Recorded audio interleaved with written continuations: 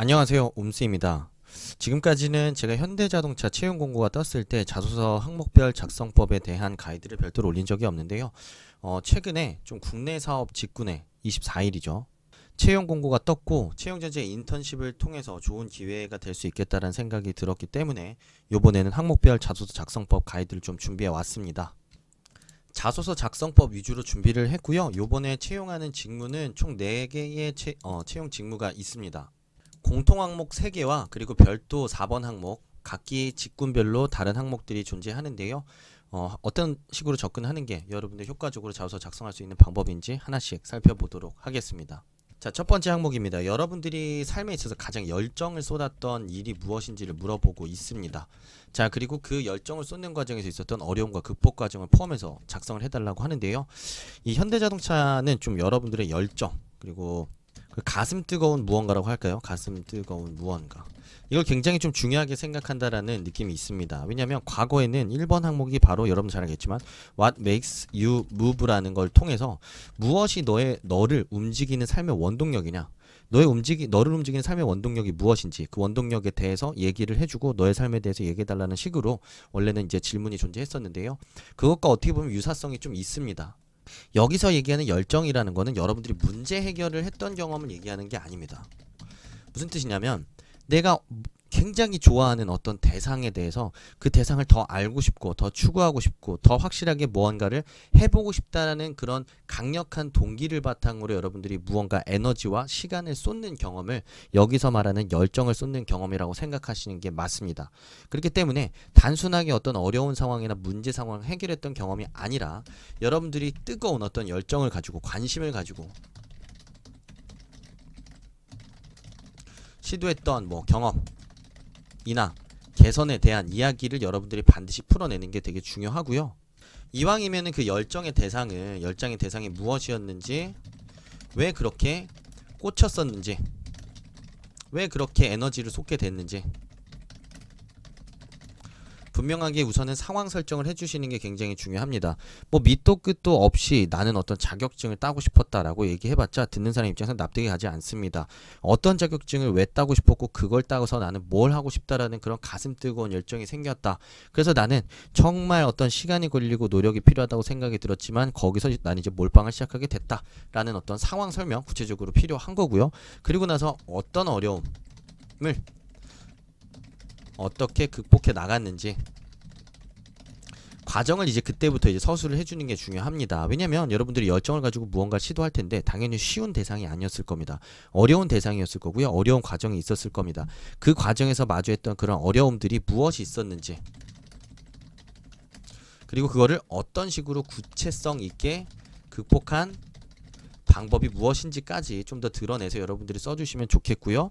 자, 그걸 통해서 여러분들이 이뤄낸 결과 좀 도출해 주시고 결과와 함께 느낀 점이라고 한다면 교훈이 될 거고요. 교훈 내지는 여러분들이 갖게 된 어떤 인생의 가치관이라고도 생각을 해볼 수 있겠습니다. 자, 어쨌든 1번에서는 여러분들이 어떤 특정 대상에 대해서 어떤 이유를 갖고 얼만큼의 그런 열정과 열렬한 관심을 갖게 됐는지를 보여주는 게 포인트라는 것 좀 기억하시면서 좀 접근을 해보시면 좋겠고요. 자, 2번 항목으로 넘어가도록 하겠습니다. 공동의 목표 달성을 위해서 가장 열심히 노력했던 경험이 뭐가 있느냐? 자, 이를 통해 배운 점이 뭐냐? 어떻게 회사 생활에 실천할 것이냐? 구체적으로 작성해 달라고 했는데요. 우선은 뭔가 단체 생활에서 많이 기여했던 경험이 이제 필요할 거고요. 자, 그걸 통해 이제 배운 점까지만 우선은 확실하게 도출을 한다라고 생각을 해봅시다. 자, 여러분들이 여기서 오해하지 않으셨으면 좋겠는 게 리더십, 잘난 척 하라는 소리가 아닙니다. 그러니까 누군가와 함께 단체 생활에서 목표를 함께 잘 달성했던 경험, 잘 달성했거나 같이 함께 잘 노력했던 경험을 이제 얘기를 하는 거고요. 그 과정에서 분명히 느꼈던 점이 있을 겁니다. 왜 제가 이렇게 얘기를 하냐면 나의 행동을 부각시키는 게 중요한 게 아니라 함께 잘 이뤄낸 그 경험 자체를 있는 그대로 드러내는 게 중요하다라는 얘기를 드리는 거고요. 자, 그렇게 누군가와 합심해서 누군가와 되게 케미가 잘 맞아서 어떤 것들을 잘 해냈고 그걸 통해서 느낀 점들이 분명히 있을 겁니다. 내가 부족한 점을 상대가 메워줬다라든지 상대가 부족한 점을 내가 메워줬다라든지 그런 어떤 완벽한 케미를 통해서 좋은 결과를 냈다. 자, 그럼 그대로 얘기를 하는 겁니다. 얼만큼 그리고 그 과정에서 많은 서로 간의 도움과 도움을 받고가 있었는지에 대한 구체성 있는 내용이 굉장히 중요할 거고요. 그걸 통해서 느낀 점은 분명히 그걸 겁니다. 나만 잘할 수 있는 건 아니구나. 상대방도 못하는 게 있고 나도 못하는 게 있구나. 서로 도움이 필요한 거구나. 그렇기 때문에 내가 회사 생활을 하더라도 어떤 식으로 내가 배운 이런 협업의 가치, 협업의 과정에서 필요한 이런 태도를 어떻게 적용시켜 나가야겠구나라는 내용을 그대로 도출된 배운 점, 느낀 점을 그대로 회사 생활로 가져오면 됩니다.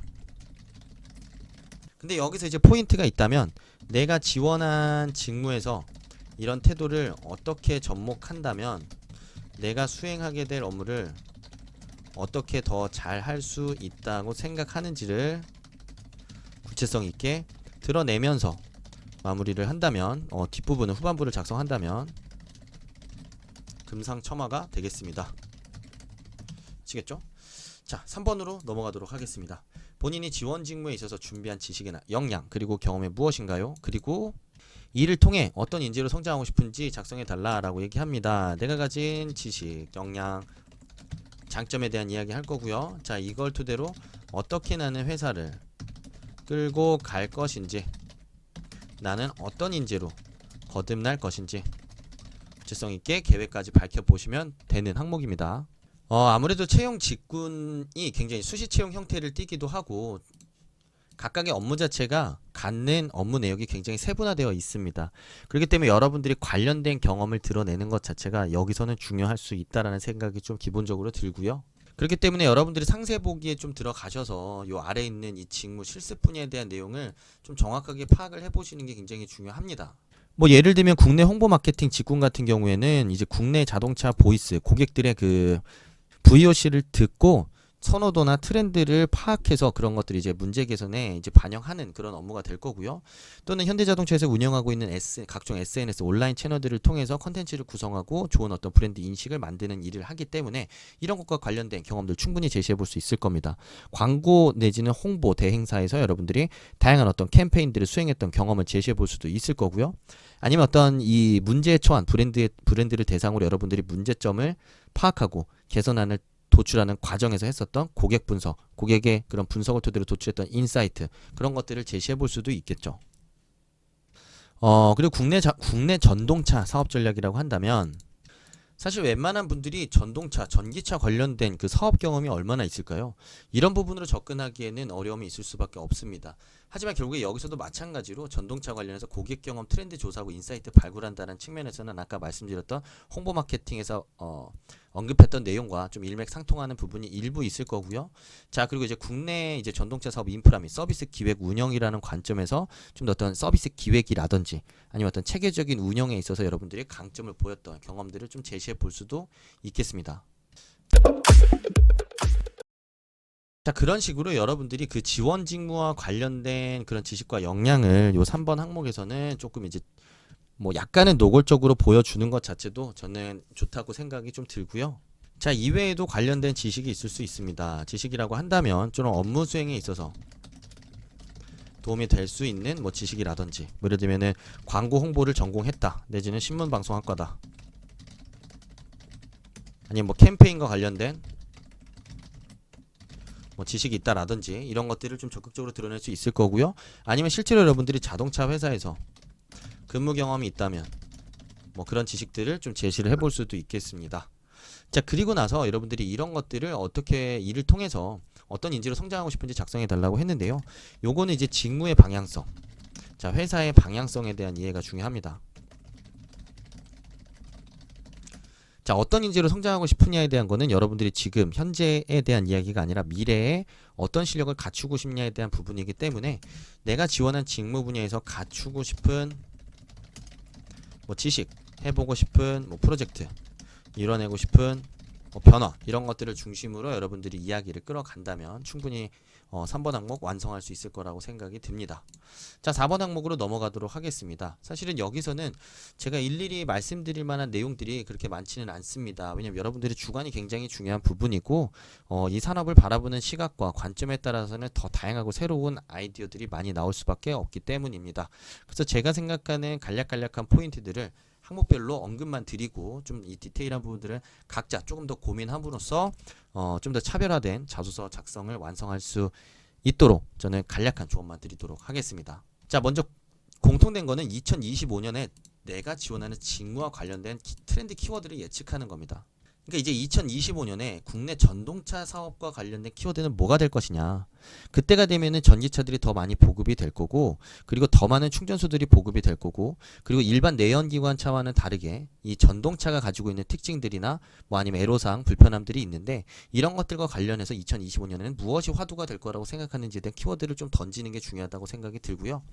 자, 그런 여러분들이 생각하는 키워드를 중심으로 어떻게 이 현대자동차가 지금 이제 시리즈를 통해서 만들어가고자 하는 아이오닉이라는 전기차 브랜드 고객 만족 프로그램을 더 효과적으로 운영할 수 있는지에 대한 기획까지 제시를 해보는 게 포인트입니다. 그래서 여러분들이 2025년에 대두될 거라고 예상이 되는 뭐 전기차와 관련된 문제, 뭐 아니면 전기차와 관련된 이슈들을 중심으로 키워드를 잡아도 좋다고 생각하고요. 그런 키워드를 중심으로 아이오닉은 어떤 선제적인 대응, 아니면 어떤 프로그램 구축을 통해서 그런 불만족을 사전에 조기에 해결함으로써 현대자동차의 아이오닉이라는 브랜드의 가치를 제고할 수 있을 거라고 생각한다 라는 식의 뭐 구조를 잡아보는 것도 여기서 요구하는 항목에 맞는 답변의 흐름이 될 수 있겠습니다. 자, 두 번째는 국내 고객형 스페이스 직무 관련 키워드고요. 자, 아무래도 오프라인 공간에 대한 개념이 많이 변하고 있습니다. 지금까지는 오프라인 그 매장이라는 것 자체가, 대리점이라는 것 자체가 우리가 굉장히 그냥 방문해서 그 세일즈맨과 굉장히 형식적으로 대화를 나누고 자동차 한번 몇 번 타보고 내리고 그리고 구매할지 말지 고민하면서 집에 돌아가고, 이런 게 이제 기본적인 트렌드였다고 한다면, 꼭 자동차 산업이 아니긴 하지만 이미 오프라인 점포, 오프라인 매장을 두고 있는 대형 마트, 편의점, 심지어는 은행들까지 그런 오프라인의 기능을 굉장히 빠르게 변화시켜 나가고 있습니다. 왜냐하면 비대면 거래 활성화로 인해서 온라인을 통해서도 충분히 소비와 정보 획득이 가능한 시대가 되었기 때문에 그런 일반적인 수준의 오프라인 경험 제공만으로는 고객들한테 차별화된 경험 그리고 고객의 방문의 유인을 제공할 수 없게 되었기 때문입니다. 자, 그런 측면에서 이 현대자동차라는 자동차 회사의 그 스페이스는 2025년에 어떤 키워드를 중심으로 변하고 있을지 여러분들의 창의적인 생각을 좀 제시해보면 좋을 것 같고요. 그러니까 자동차와 접목해서 어떤 새로운 공간의 개념으로 변화할 것인지, 그런 여러분들이 생각하는 그 미래 시대에 그 대리점을 상상해서 기획한다는 생각으로 여러분들이 그 공간에 대한 여러분들 생각 제시해보면 좋겠고, 그것과 함께 단순히 판매 공간뿐만 아니라 AS 하는 공간에 대한 여러분들의 생각까지도 좀 같이 제시를 해보면 더 좋겠습니다. 자, 세 번째입니다. 국내 홍보 마케팅 직군에서는 2025년에 트렌드 좀 제시하라고 하고 있고요. 어떻게 보면은 요것 자체는 자동차를 중심으로 접근하는 것보다는 콘텐츠 소비 트렌드 혹은 이 온라인을 중심으로 한 유저들의 소비 트렌드, 콘텐츠 소비 트렌드죠. 유저들의 소비 트렌드를 중심으로 여러분들이 생각을 제시해보는 게 더 중요할 거라고 생각이 듭니다. 뭐 최근 들어서는 동영상 콘텐츠가 유행을 했다라고 한다면 2025년에는 AR과 VR이 뭐 상용화되고 어떤 보편화된다라는 키워드를 제시하고, 그렇게 트렌드에 대한 여러분들의 생각을 제시한 다음에 그것을 그냥 자동차 산업과 연결하고 거기다 접목시킨다라고 생각하면 훨씬 더 쉽게 접근할 수 있을 겁니다. 자, 그래서 내가 예상하는 트렌드 얘기하고요. 그런 트렌드가 자동차에는 어떻게 접목되어 어떤 형태의 소통을 하게 될 것이다. 자, 이걸 통해 기대하는 효과는 뭐다 라는 것까지 여러분들 생각 제시해 볼 수 있겠습니다. 자, 마지막 데이터 기반의 국내 판매, AS 기획 및 운영과 관련된 트렌드 키워드가 얘기가 나오고 있고요. 아까 2번에서 제가 언급을 못 드렸지만 판매 AS 중에 하나 선택 가능하고 여기서도 하나 선택이 가능합니다. 여러분들이 하나를 선택해서 그 데이터를 기반으로 한 AS 전략 실행 방안에 있어서 여러분들이 생각하는 키워드의 변화, 판매에 있어서 여러분들이 생각하는 키워드의 변화 선택해서 제시하면 좋을 것 같고요. 뭐 2025년이 된다라고 한다면 전기차 보급률이 굉장히 높아질 텐데 그거에 따라서 AS 방식 또한 내연기관 자동차의 AS 방식과는 굉장히 많이 상이해질 가능성이 높습니다. 그렇다고 봤을 때 2025년에 화두가 될 만한 키워드들 예상해 볼 수 있는 것들 좀 있지 않을까 생각이 들고요. 자, 그런 부분들을 선제적으로 대응하는 데 있어서 우리가 지금부터 준비해야 될 전략과 실행 방안이 무엇인지 여러분들의 생각 제시해 보시면 굉장히 좋을 것 같습니다. 자, 오늘 현대자동차 준비하시는 분들을 위한 자소 작성법 가이드는 여기까지 준비를 좀 했습니다. 준비하시는 분들 모두 도움이 되셨으면 하고요. 도움이 되셨다면 좋아요와 구독 그리고 댓글 많이 부탁 좀 드리겠습니다. 여기까지 하겠습니다. 옴스였습니다. 감사합니다.